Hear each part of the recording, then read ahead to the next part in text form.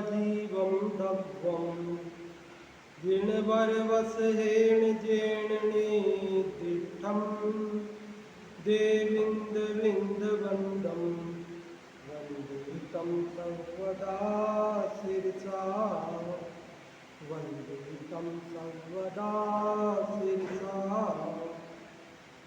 यह पद्मावती पंचविंशति का नामक ग्रंथराज है। इसकी रचना आज से लगभग 1000 वर्ष पहले आचार्य पद्मनंदी देव के द्वारा की गई। 26 अधिकार है इस ग्रंथ में और पहले अधिकार का नाम है धर्मोपदेशामृत। इस अधिकार में सर्वप्रथम 7 व्यसनों का त्याग करना चाहिए, ऐसी बात यहाँ चल रही है। बिना 7 व्यसनों का त्याग किए कोई भी व्रत प्रतिष्ठित नहीं होता है। इसलिए 7 व्यसन जो मुख्य रूप से कहे गए हैं, बाकी हैं तो असंख्यात। जो भी बुरी प्रवृत्तियां हैं, जो भी सन्मार्ग से हटकर कुमार्ग पर चलने वाली वृत्तियां हैं, वे सब व्यसन हैं। और मुख्य रूप से 7 व्यसन जुआ, मांस भक्षण, मदिरापान, वेश्यागमन, शिकार खेलना, चोरी करना और परस्त्री गमन, इन 7 से तो अवश्य ही बचना चाहिए। और उसके लिए 2-2 श्लोकों में बात बताई, एक उनके उदाहरण भी दिए और उनकी कथाओं की चर्चा भी अपन कर रहे हैं। जुआ में प्रसिद्ध होने वाले युधिष्ठिर महाराज की चर्चा अपन ने की। मांस भक्षण में प्रसिद्ध होने वाले राजा बक की चर्चा भी की और मदिरापान में बर्बाद होने वाले जो यादव कुमार, उनकी चर्चा की। इसके बाद जो वेश्यागमन है उसमें चारुदत्त सेठ जो बर्बाद हुए, उनकी चर्चा की। और आज जो शिकार खेलने में राजा ब्रह्मदत्त जो विनाश को प्राप्त हुए, जो उन्होंने कष्ट भोगे, उन राजा ब्रह्मदत्त की चर्चा भी अपन करेंगे। और यहाँ कल अपन ने श्लोक पढ़ा था 35 नंबर का, जिसमें हमने पढ़ा था कि व्यसनी जीव यदि कदाचित मधुर वचन बोले, मीठे वचन, कोमल वचन, चिकने चुपड़े वचन बोले, तो भी उनके चक्कर में आना उचित नहीं है। क्योंकि जब सरसों का दाना फल रूप से परिणमित होता है तब उसका तेल भी आंखों से आंसू गिराता है। उसी प्रकार जब दुष्ट व्यक्ति मधुर वचन बोलता है तो भी कष्ट का ही आमंत्रण देता है। इसलिए हमें उससे बचना ही चाहिए।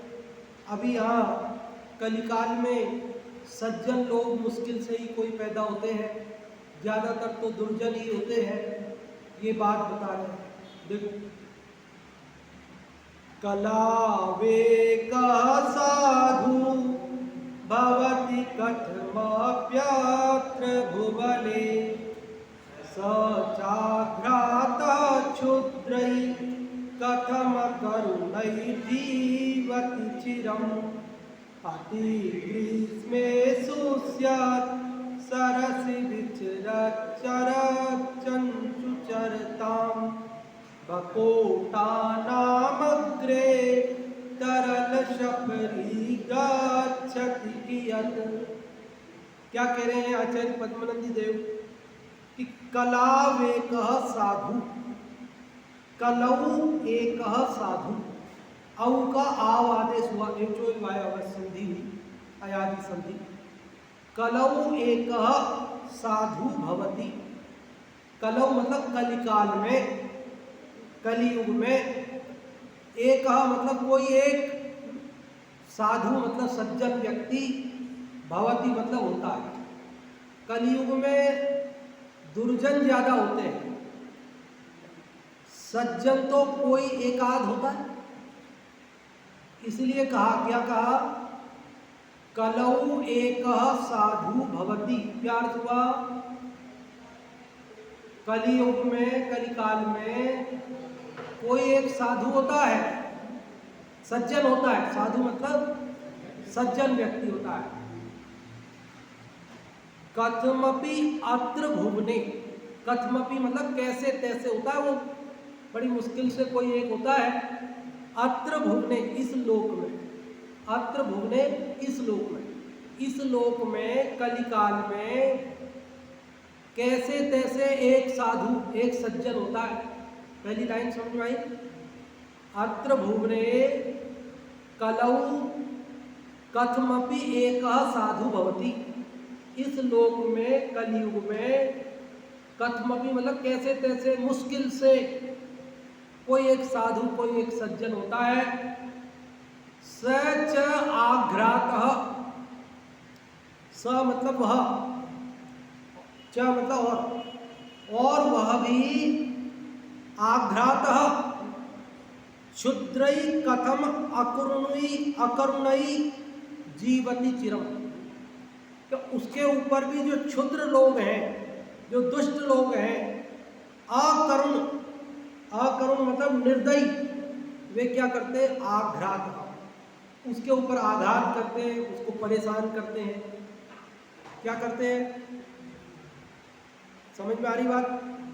इस लोक में, कलयुग में कोई एक साधु होता है। पहली लाइन समझ में आ गई। दूसरी लाइन में क्या कह रहे हैं? सच है और वह भी अकरुणई क्षुद्रई, निर्दयी क्षुद्र पुरुषों द्वारा, दुष्ट पुरुषों द्वारा आघ्रात, परेशान किया जाता है। उसको भी क्या करते हैं? दुष्ट लोग मिलकर परेशान करते हैं।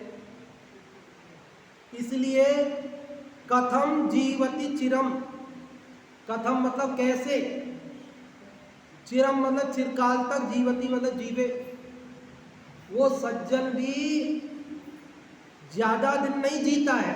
क्यों? क्योंकि दुष्ट लोग मिलकर परेशान करते हैं, उसको मार डालते हैं। समझ में आ रही कि नहीं आ रही बात? दोनों लाइन समझ में आई? पहली लाइन में क्या कहा? इस लोक में, कलयुग में कैसे तैसे कोई, मतलब मुश्किल से कोई एक सज्जन होता है। और दूसरी लाइन में कहा और वह निर्दयी क्षुद्र पुरुषों, दुष्ट पुरुषों द्वारा आघात, उसको चोट पहुंचाई जाती है, परेशान किया जाता है। इसलिए कथम चिरम जीवती, कैसे चिरकाल जिए। कहने का मतलब वो चिरकाल जी नहीं पाता है, या तो वो भी उनके साथ साथ दुष्ट बन जाता है। भैया जीना है तो इन जैसे ही बन जाओ, और या वो मारा जाता है। ये दुर्दशा है इस कलिकाल की। अब उदाहरण दिया दो नीचे की पंक्तियों में कि जैसे अति ग्रीष्म में, अत्यंत गर्मी में, अति ग्रीष्म में, अत्यंत गर्मी में शुष्यत सरसी, शुष्यत मतलब सूखते हुए, सरसी मतलब तालाब में, शुष्यत सरसी मतलब सूखते हुए तालाब में। समझ में आ रही बात?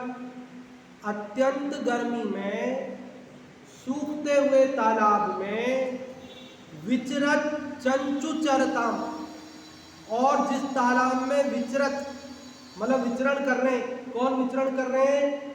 चंचु चरताम, चंचु मतलब चोंच, चरता मतलब हिलाने, हिलाते हुए, चोंच हिलाते हुए जिसके अंदर विचरण कर रहे हैं, कौन? बकोटा नाम, बकोटा मतलब बगुले। कौन घूम रहे हैं? वह। समझ में आ रही बात? अति ग्रीष्म में, अत्यंत गर्मी में, शुष्यत सरसी सूखते हुए तालाब में विचरत चंचु चरताम, चोंच हिलाते हुए जिसमें घूम रहे हैं, बकोटा नाम बगुले। उनके अग्रे, उनके आगे, उनके सामने तरल सपरी चंचल मछली कियत गच्छति,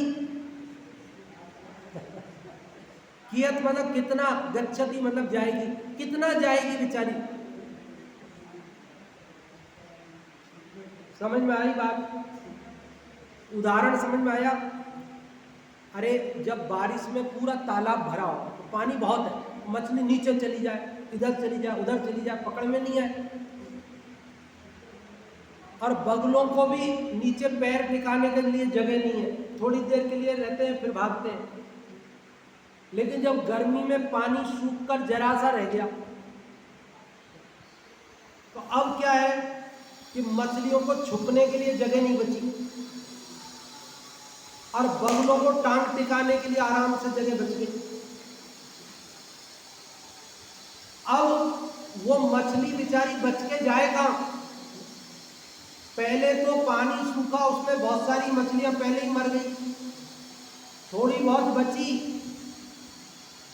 वो जो है चोंच हिलाते खोज रहे जरा से पानी में वो बगुले, तो कोई न कोई बगुला उसको शिकार बना ही लेगा।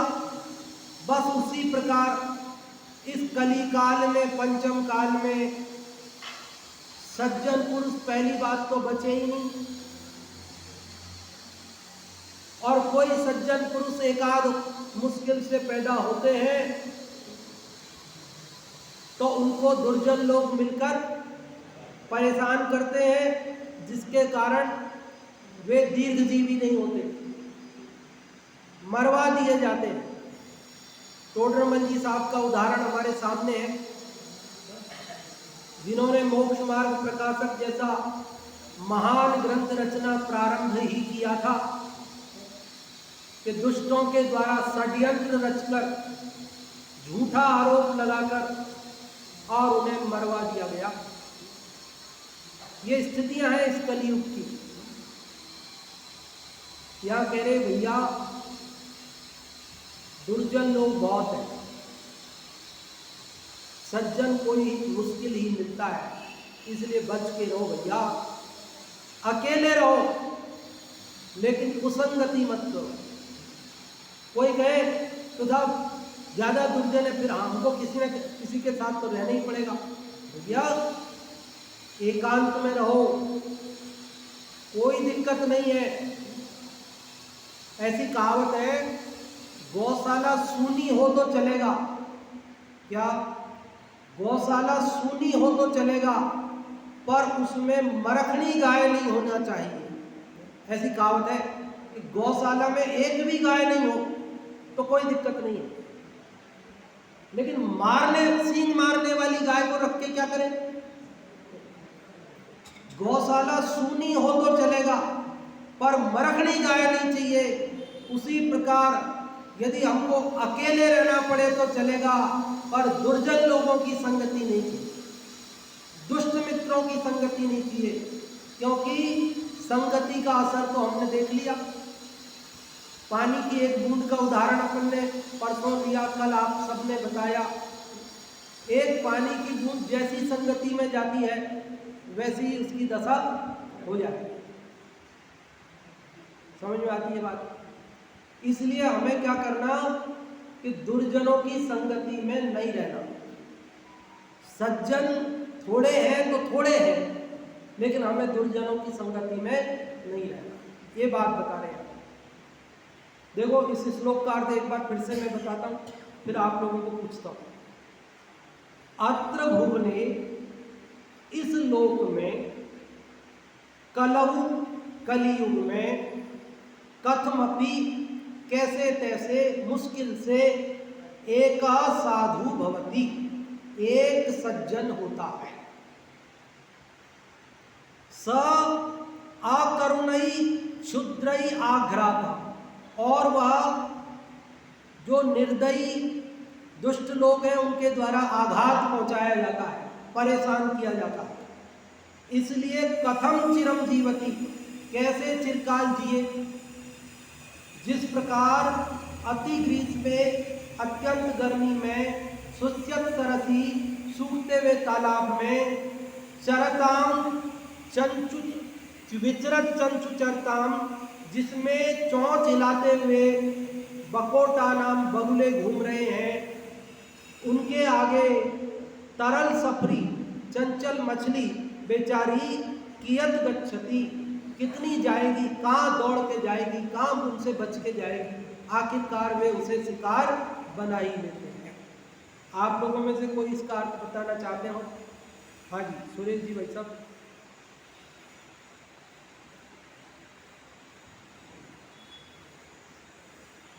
सुरेश जी।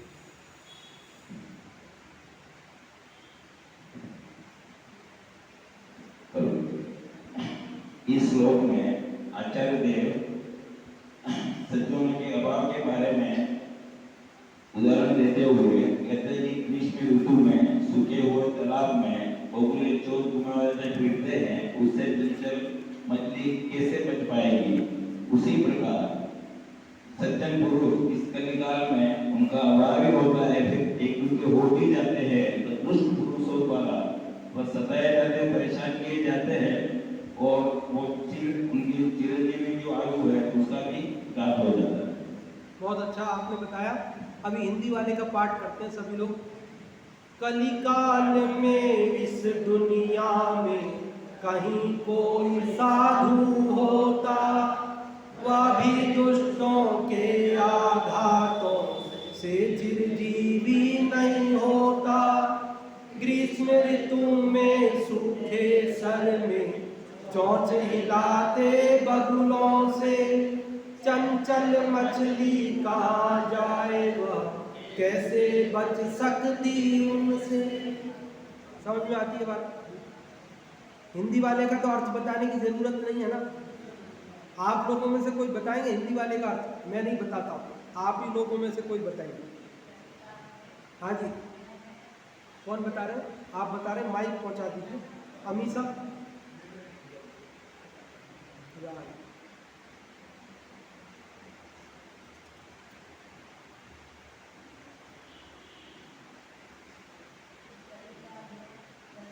बटन चालू करो। पास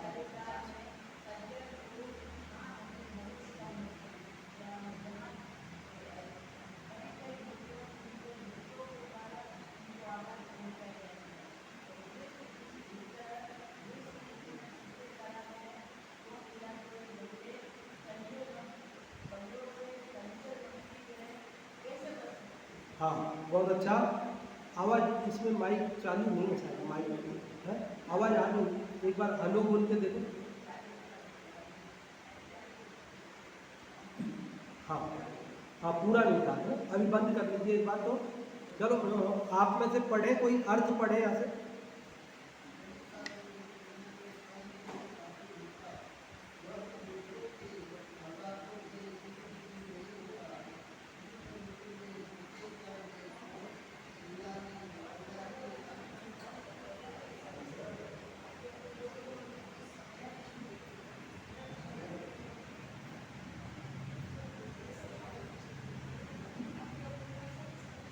जिस समय ग्रीष्म ऋतु में तालाबों का पानी सूख जाता है, उस समय पानी के अभाव में ही बेचारी मछलियां मर जाती है। यदि देव योग से बस 5 बची भी रहे तो लंबी चोंच के धारी बगुले बात ही बात में उनको फटक जाते हैं। इसलिए ग्रीष्म ऋतु में मछलियों का नामो निशान भी दृष्टिगोचर नहीं होता। उसी प्रकार प्रथम तो इस कलिकाल में सज्जन उत्पन्न ही नहीं होते। यदि देव योग से कोई उत्पन्न होते हैं तो दया रहित दुष्ट पुरुषों के फंदे में फंसकर अधिक समय तक जीवित नहीं रह पाते। इसलिए इस कलिकाल में प्रायः सज्जनों का अभाव ही है। समझ में आ गई ना बात? एक श्लोक और पढ़ते हैं, देखिए। उसके बाद टर्निंग मतलब बदल जाएगा प्रकरण, इसलिए एक और श्लोक पढ़ता हूँ।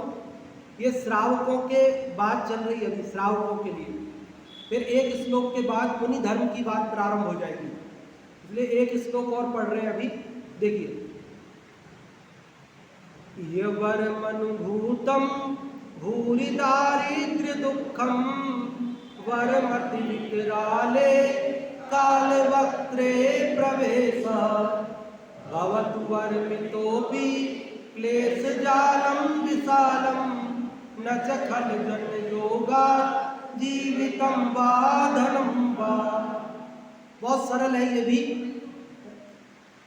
देखो, दुष्टों की संगति से बचने के लिए क्या कह रहे हैं, देखो तो सही, क्या आश्चर्य की बात कह रहे हैं।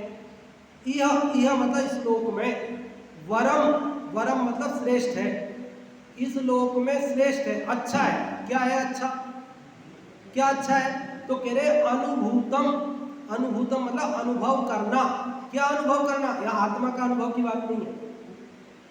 क्या अनुभव करना? तो कह रहे भूरी, भूरी मतलब बहुत अधिक, दारिद्र्य दुखम, दरिद्रता का दुख, कह रहे गरीबी का दुख भोगना अच्छा है। क्या कह रहे हैं? पहली लाइन का अर्थ समझ में आया? भूरि दारिद्र्य दुखम अनुभूतम वरम, इस लोक में अत्यधिक गरीबी का दुख भोग लेना अच्छा है।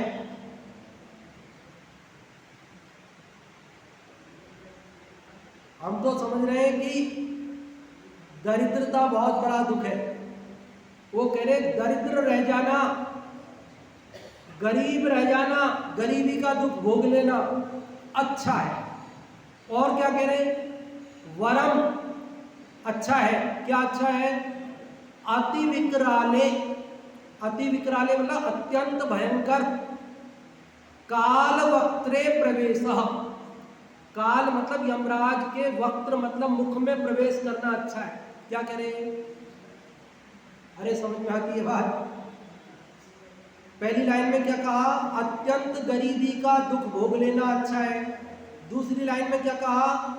कि भयंकर यमराज के मुख में प्रवेश कर जाना भी अच्छा है। महाराज बुरा क्या है? आप ये बुरे बुरे चीजों को अच्छे बता रहे हो। और तीसरी लाइन सुनो, कह रहे भवतु हो वरम श्रेष्ठ इतोपि, इससे भी, बोले इन दोनों से भी अच्छा है। क्या समझ में आई बात? पहली लाइन में क्या कही थी? अत्यंत गरीबी का दुख भोग लेना अच्छा है। दूसरी लाइन में कही कि भयंकर यमराज के मुख में प्रवेश करना अच्छा है। और तीसरी लाइन में कह रहे इससे भी अच्छा है। क्या है इससे भी अच्छा? क्लेश जालम विशालम, विशाल मतलब बहुत अधिक, क्लेशों का जाल मतलब समूह अच्छा है। बोले दुखों का समूह हो वो और भी अच्छा है। फिर बुरा क्या है? हम जिन जिन को बुरा समझ रहे थे आप कह रहे वो तो अच्छा है। हम गरीबी को बुरा समझते थे, आपने कहा वो तो अच्छा है। हम यमराज के मुख में प्रवेश करना, मरने को बुरा समझते थे, वो कह रहे वो तो अच्छा है। हम तो दुखों के समूह को बुरा समझते थे, वो कह रहे ये तो और भी अच्छा है। तो कहते हैं न च खलजन योगात जीवितम वा धनम वा, न च और नहीं है अच्छा, अच्छा नहीं है। कि क्या नहीं है अच्छा?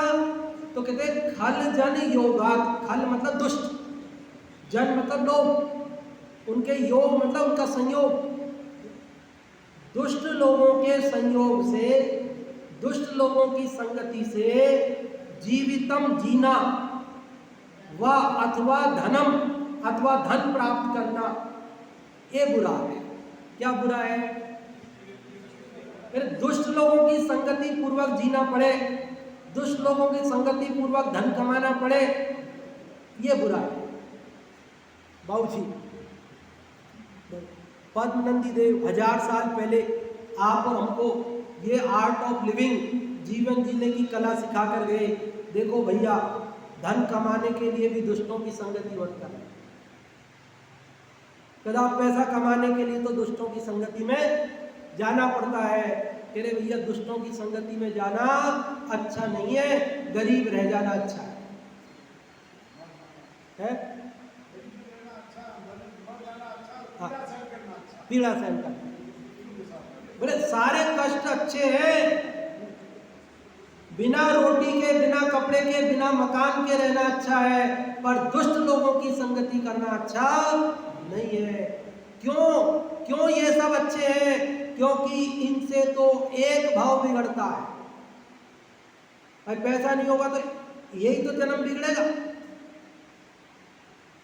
काल के मुख में प्रवेश करने पे एक ही जन्म, एक ही जीवन तो बर्बाद होगा, और दुखों से हम एक ही जिंदगी तो परेशान होंगे। लेकिन यदि हम कुसंगति करेंगे तो एक जन्म नहीं, न जाने कितने जन्मों तक हमें दुख उठाना पड़ेगा। हमारे अनंत जन्म बर्बाद हो जाएंगे, हमारे अनंत जन्म मरण के फेर में हम पड़ जाएंगे। इसलिए कह रहे भैया कुसंगति से बचना। किससे बचना? व्यक्ति स्वयं इतना बुरा नहीं होता, लोग उसे चढ़ा चढ़ा कर बुरा बना देते हैं। क्या अरे तुम डरपोक हो क्या, लड़ो तुम तो जाओ। और आदमी जोश में आ जाता है और लड़ने लगता है। और एक सज्जन की संगति हो, वो कहे लड़ाई में क्या धरा भैया, कि 2 दिन की जिंदगी है, उसको बड़ा रहने दो, तुम छोटे बन जाओ, क्या फर्क पड़ता है। तुम्हारा ही कोई पूर्व जन्म का तुम्हारा पाप का उदय है, वो तो निमित्त मात्र है, उसका दोष नहीं। सज्जन हमें क्या राय देगा और दुर्जन क्या राय देगा? है हमने क्या चूड़ियां पहनी है मैं तुम्हारे साथ हूं, तुम संघर्ष करो।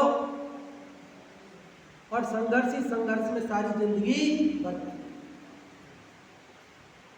एक 5 रुपए के चक्कर में झगड़ा हो जाता है, प्राण घात कर देते, कोर्ट केस कर, सारी जिंदगी पीढ़ियों की पीढ़ियां कोर्ट केस लड़ती रहती है।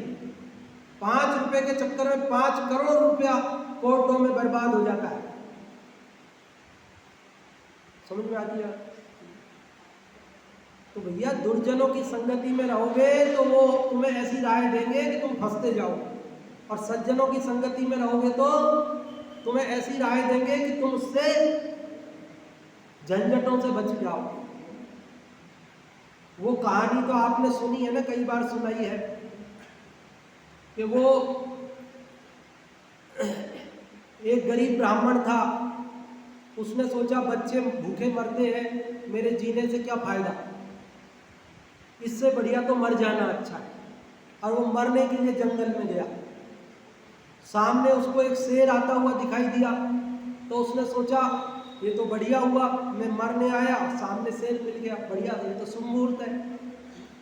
वो शेर के आगे जा रहा था कि मरना तो है ही, और शेर सोच रहा है ये इंसान अजीब है, मेरे को देख लिया और मेरे सामने चला आ रहा है,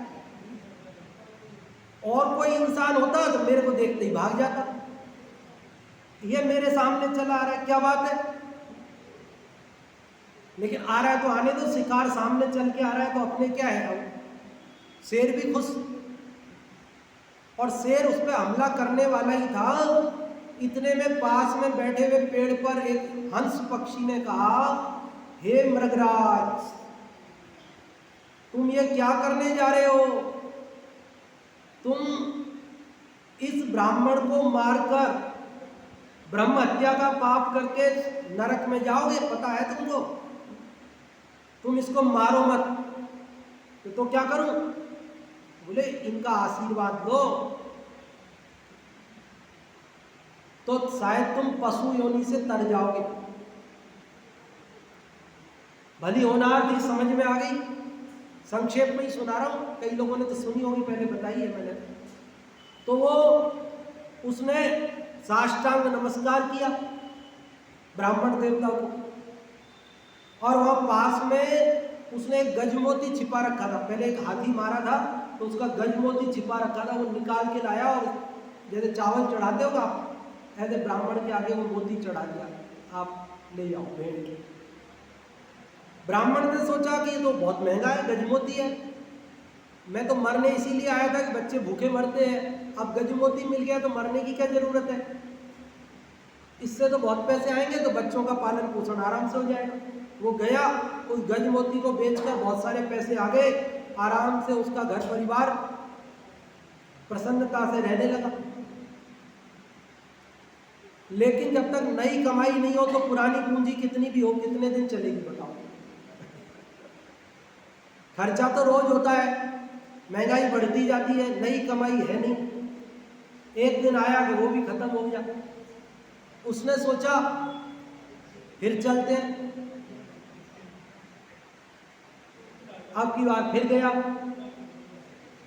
और जाते ही वही वाला शेर मिल गया, तो ये भी खुश, तो चलो वही वाला शेर मिल गया है, अब ये आएगा और जल्दी मेरे को गजमोती वगैरह चढ़ाएगा।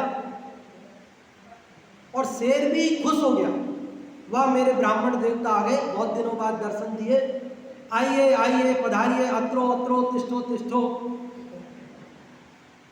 और वो गजमोती वहाँ से अब की बार बहुत सारे रख रखे थे उसने, क्योंकि पहले तो कोई प्लानिंग थी नहीं। अभी तो उसको इंतजार करता था कि ब्राह्मण देवता आएंगे तो फिर मैं चढ़ाऊंगा, तो कई सारे गजमोती इकट्ठे कर रखे थे उसने, वो निकाल के लाया और उनको चढ़ा करके साष्टांग नमस्कार करने वाला ही था कि आज उस पेड़ पर हंस नहीं बैठा था। कौन बैठा था? कौवा बैठा था। वो कौवे ने सुन ये क्या हो रहा है, आज क्या हो गया ये शेर को, किसने पागल बनाया इसको? आदमी इसका शिकार है, ये उसके आगे ढोक लगा रहा है। तो उसने कहा, हे मृगराज, तुमको किसने बहका दिया, ये क्या कर रहे हो तुम, तुम्हारा शिकार है ये। तो उसने कहा, नहीं नहीं, ये ब्राह्मण देवता है, इनका आशीर्वाद लेने से पशु योनि से तिरते हैं, इसलिए मैं इनको साष्टांग नमस्कार करता हूँ और गजमोती चढ़ाऊंगा। उसने कहा, तेरे को किसने बहका दिया? अरे कोई ब्राह्मण नहीं होता, सब इंसान एक जैसे ही होते हैं, सबके अंदर वही सफेद हड्डी और लाल खून होता है। मारो, अपना पेट भरो। है? और शेर की आज भली होनार नहीं थी, यही बात समझ में आ गई। उसने सोचा यार बात तो सही कह रहा है, और उसने उसको मार दिया। क्योंकि कौवे को क्या चाहिए कि भाई शेर पूरा थोड़ी खाएगा, थोड़े बहुत टुकड़े तो छोड़ ही जाएगा, तो अपना भी काम चलेगा। तो ऐसे दुष्ट पुरुष जो राय देते हैं, उससे किसका भला हुआ? बताओ, कौवे की राय से किसका भला हुआ? शेर को ब्रह्मघात का पाप लगा है ना, और ब्राह्मण प्राणघात हो गया उसका, तो उसका परिवार पीछे से दुखी होगा, वो स्वयं दुखी हुआ, और उसको खुद को भी प्रेरणा देने का पाप लगा कौवे को। और हंस ने सबका भला किया, उसने जीव दया का उपदेश देकर अपना भी भला किया, ब्राह्मण का भी भला किया, शेर का भी भला किया, ब्राह्मण के परिवार का भी भला किया। तो सज्जन लोग अगर हमारी संगति में होंगे, हंस जैसे सलाहकार हमारे होंगे, हंस जैसे हमारे मित्र होंगे, तो क्या होगा? बोलो, हमें संकटों से बचाएंगे। और यदि कौवे जैसे दुष्ट हमारे मित्र होंगे, संगति में होंगे, तो हमें संकटों में डाल देंगे। भैया समझ में आया श्लोक? एक बार फिर से बोलूं, आप लोग बताओगे? बहुत सरल है।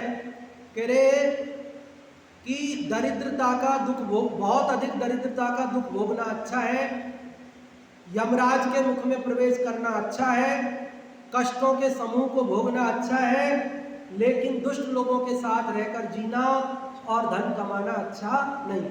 जो भी आप मुझे बताना चाहते हैं जल्दी जल्दी बताओ, फिर ब्रह्मदत्त राजा की भी सुनानी कहानी।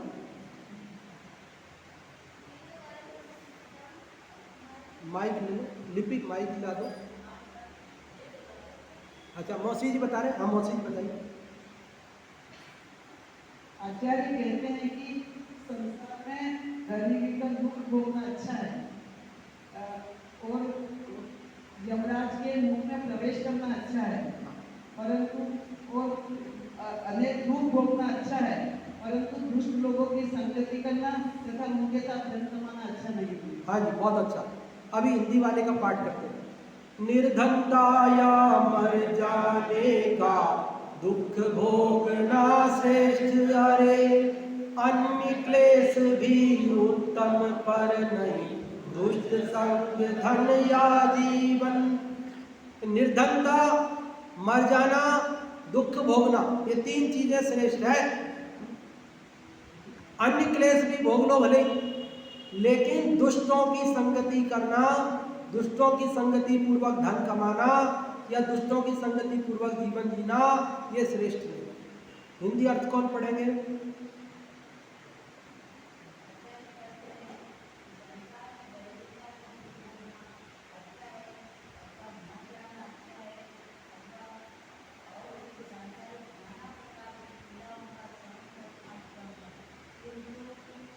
दुष्ट जन के साथ जाना तथा दुष्ट जन के साथ धन कमाना उत्तम नहीं। हाँ, दुष्ट जन के साथ जीना तथा दुष्ट जन के साथ धन कमाना उत्तम नहीं।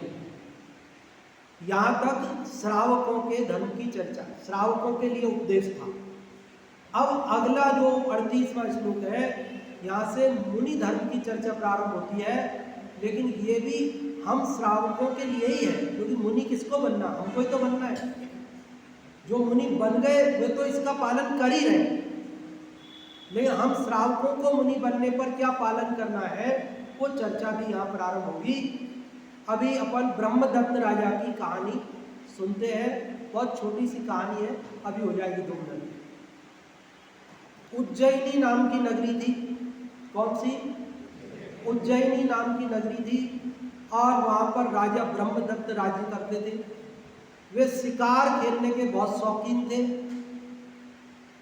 एक दिन जब वो जंगल में शिकार खेलने गए तो वहाँ उन्हें एक शिला पर मुनिराज ध्यान करते हुए दिखाई दिए, और उन मुनिराज के प्रभाव से उन्हें उस दिन शिकार में सफलता नहीं मिली। कोई प्राणी का शिकार वो कर नहीं सके। दूसरे दिन जब फिर शिकार खेलने गए तो वापस वही मुनिराज मिल गए उसी शिला पर। मुनिराज का तप का ऐसा प्रभाव था कि वहां कोई हिंसा कर नहीं सकता, तो वापस उस दिन उनको शिकार में सफलता नहीं मिली। कई दिनों तक वे गए, लेकिन राजा ब्रह्मदत्त को शिकार में सफलता नहीं मिली, क्योंकि वहां मुनिराज, उसको बहुत गुस्सा आया मुनिराज के ऊपर कि ये महात्मा जी है जिनकी वजह से मेरे को शिकार में सफलता नहीं मिल रही। मुनिराज एक दिन आहार के लिए गए थे, तो उसने पीछे से उस शिला को तपा दिया, एकदम लाल सुख गर्म कर दिया उसको बहुत। मुनिराज भी आहार से लौटे और जल्दी से आकर उसी शिला पर बैठकर ध्यान करने लगे। क्योंकि शिला बहुत गर्म थी, सो उनका शरीर जल गया। वो अंतःकृत केवली हो गए, उनको केवल ज्ञान हो गया और मोक्ष भी हो गया अंतर्मुख में ही। मुनिराज तो मोक्ष चले गए, लेकिन वो राजा शिकार खेलने के पाप से और मुनिराज की हत्या के पाप से मरकर 7वें नरक में नारकी हुआ। वहां से निकलकर क्रूर सिंह बना, और फिर मर के वापस 5वें 6ठे नरक में गया, फिर निकला क्रूर सिंह आदि पशु बना, फिर गया फिर आया। ऐसा अनेक बार दुखों का पारावार उसके जीवन में नहीं रहा। ये कहानी हमें शिक्षा देती है कि हमें शिकार नहीं खेलना चाहिए। शिकार मतलब निर्दय होकर प्राणियों को नहीं मारना चाहिए, और मुनिराज से विद्वेष भी नहीं रखना चाहिए। ये संदेश देती है ये कथा। तो अब आप लोगों को कुछ पूछना हो, आज जो अपन ने 2 श्लोक पढ़े, 36वां और 37वां, कोई बात समझ में नहीं आई हो तो आप पूछ सकते हैं, या इस कथानक की चर्चा भी करी अभी अपन ने। कोई कुछ पूछना चाहते हैं तो पूछें, नहीं फिर हम पूछते हैं 1-2 प्रश्न आप लोगों से। हाँ जी। इस कलिकाल में सज्जन दीर्घजीवी क्यों नहीं होते? हमारा प्रश्न है, इस कलिकाल में सज्जन व्यक्ति दीर्घजीवी क्यों नहीं होते? मैं नाम तो टोडरमल जी के अलावा और अनेक महापुरुषों का आपके बीच ले सकता था, ये मैंने जानबूझ के नहीं लिया, क्योंकि हमारे देश में पार्टी पॉलिटिक्स बहुत है। किसी एक का नाम ले दे, वो कहते वो तो साहब उस पार्टी के हैं, ये उस पार्टी के, इनका नाम ले दिया, उनका नाम ले दिया। बाकी तो हमारे देश में महात्मा गांधी, सुभाष चंद्र बोस, कौन कौन कितने ही महापुरुष हुए, और जिनको अल्प आयु में जाना पड़ा, है ना। अपने को किसी पार्टी विशेष से कोई लेना देना नहीं है, अपने को तो केवल ये बात यहाँ बताई है, वो समझ लीजिए। हाँ जी, सज्जन पुरुष दीर्घजीवी क्यों नहीं होते, इसका उत्तर कौन बताएंगे? हाँ, वो दुष्टों की अधिकता हो जाती है, हाँ। उनको परेशान करते हैं और उनको शांति से जीने नहीं देते हैं। बहुत बढ़िया। कि दुष्टों की अधिकता होने से सज्जन पुरुष कलिकाल में दीर्घजीवी नहीं होते, क्योंकि दुष्ट उन्हें परेशान करते हैं, उनका घात तक कर डालते हैं। हाँ जी, बहुत अच्छा। अभी समय कम है इसलिए थोड़ा सा ही पूछ रहा हूँ। एक और प्रश्न पूछता हूँ कि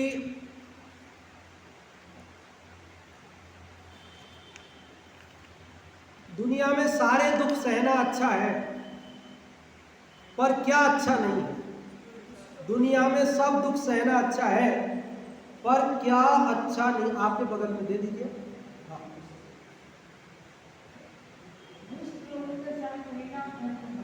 बहुत अच्छा। दुष्ट लोगों के साथ जीना और धन कमाना अच्छा नहीं है, बाकी दुनिया के जितने भी कष्ट हैं वो सह लेना अच्छा है, पर दुष्टों की संगति करना अच्छा नहीं है। अच्छा, शिकार खेलने में जो बर्बाद हुए, ऐसे राजा ब्रह्मदत्त की कहानी कौन सुनाएंगे आप में से? राजा ब्रह्मदत्त की कहानी छोटी सी, आज तो सरल कहानी, आज की में कोई ज्यादा नाम पते नहीं, जो भी आप में से सुनाना चाहते हो। हाँ जी, कोई नहीं आज है? हाँ अच्छा, हाँ पापा जी सुना। एक मिनट, माइक आ।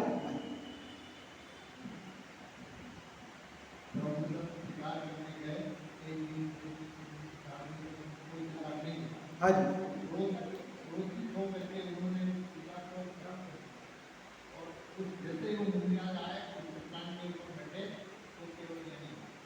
हाँ केवल ज्ञानी हो, बहुत बढ़िया। और फिर ब्रह्मदत्त का क्या हुआ?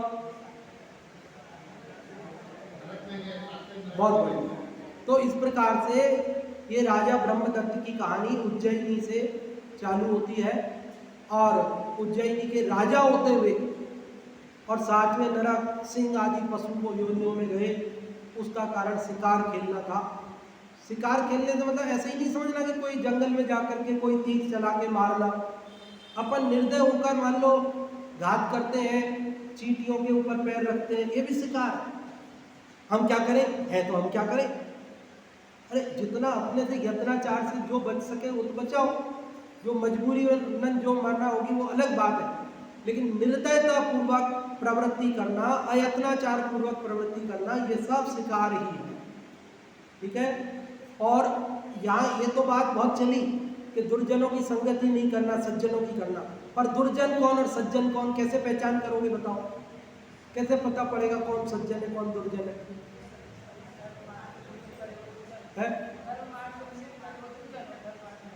हाँ, जो धर्म मार्ग में लगाए वो सज्जन, और जो पाप मार्ग में लगाए वो दुर्जन। जो ये कहे चलो मंदिर, चलो पूजा करेंगे, चलो स्वाध्याय करेंगे, चलो अपन तीर्थ यात्रा पे चलते हैं, चलो, वो तो है सज्जन। और जो कहते हैं चलो, समझ गए ना, पाप मार्ग में ले जाए वो दुर्जन। अपने को दुर्जनों से बचना, सज्जनों की संगति करना। इसी के साथ अभी बात को विराम देते हैं और अगले श्लोक की चर्चा अपन कल करेंगे और अगले कथानक की भी चर्चा करेंगे।